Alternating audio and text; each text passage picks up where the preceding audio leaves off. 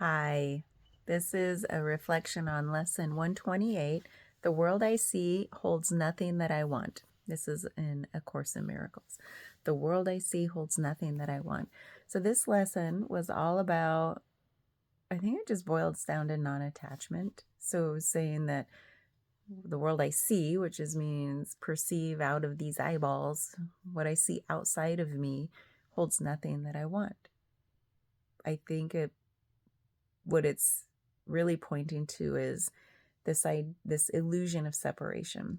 So when I look out in the world, it by nature means I feel separated from it. So it holds nothing that I want because I really am being called into sorry, there's a hair. Being called into the knowing that everything is one.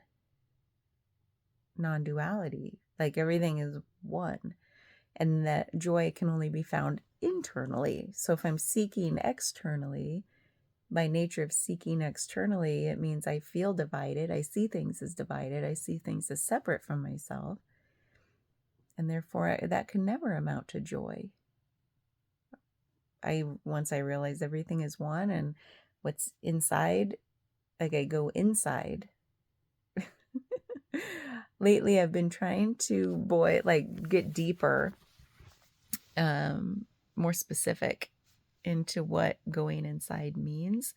It's a feeling, it's an energetic feeling, because what does it mean? Everyone's like, oh, you've got to go inside. And I say that all the time because I know what it means to me and I know how it feels, but it's like, how do you say it in words? What does go inside mean? I think I've thought about this recently. I may have even said it in a video, but it's real. It's like really coming into acceptance. It's realizing that it's like seeing thoughts for what they are.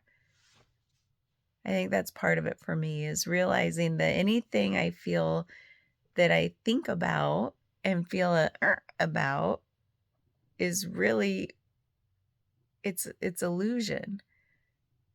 It's really understanding that thoughts are, they're the source of all suffering. They're the source of problems. Like thoughts, it doesn't even, sometimes even positive thoughts. You might be on a runaway train and daydreaming, which can feel good, but sometimes it leads to attachment, like attaching to an idea of how the future should look, even if it is exciting and so great.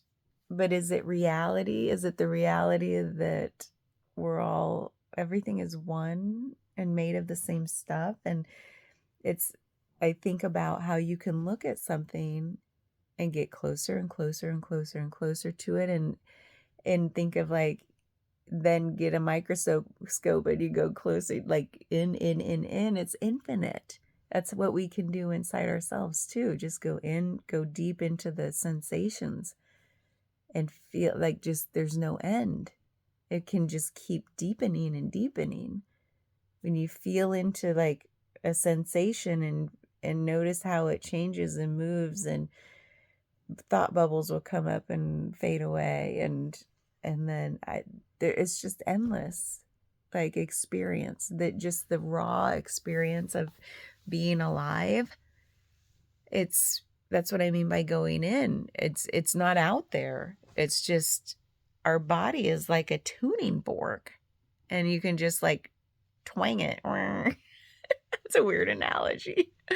And like just sense and feel, and then also dissolve into everything.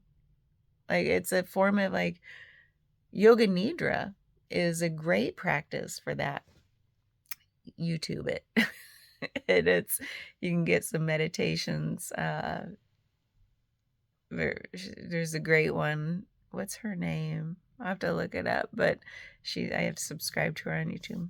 And sometimes at night I'll put her on just in my headphones and just go through her meditation and just drift off. I mean, it's just beautiful because It's almost like your body disappears, your mind definitely disappears, but even your body just feels like it dissolves into, like, you're one with everything.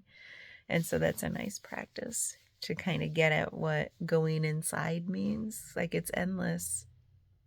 I don't know how I ended up here, but I think this lesson really would, like, this whatever's out there is not what I want anyway. It's just, yeah, it's fun.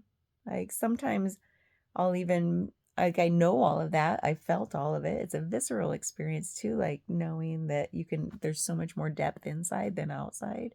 And sometimes I'll be like, oh, I just still want to put on a silly comedy and zone out, because now I do it, I try to not do it out of distraction or detachment or distraction, but more like the experience of, I know it's all the same, but it's like the experience of experiencing it for what it really is versus trying to avoid raw experience and then zoning out in the mind. It's hard to explain. I'll get better at it. But it's neat when that realization flips and you're like, well, now I can do things, I can live in both worlds without attachment. And I'm not saying I'm cured from attachment. I think that's a lifelong thing. Like, I still, the thought machine is never ending. But now it's like I can recognize thoughts for what they are and not go on the roller coaster all the time. Or sometimes I'll get on the roller coaster, but I'll be able to stop and I'll be like yelling at the guy, let me off this ride when I'm stuck at the top of a Ferris wheel. Another bad analogy, but I don't know. It's fun versus like stuck in the suffering. So now my thoughts can still cause suffering, but I can get off the ride faster. And sometimes I'll willingly get on the ride of attachment and distraction and all that good stuff. Not good stuff, but good stuff, because I want the experience of it, because I'm here to experience this world and this life and this body and reality and, quote unquote reality. So anyway, those are some thoughts I have about this lesson. 128. I think it said the world I see is not what I want or something like that. Anyway, thanks. Bye.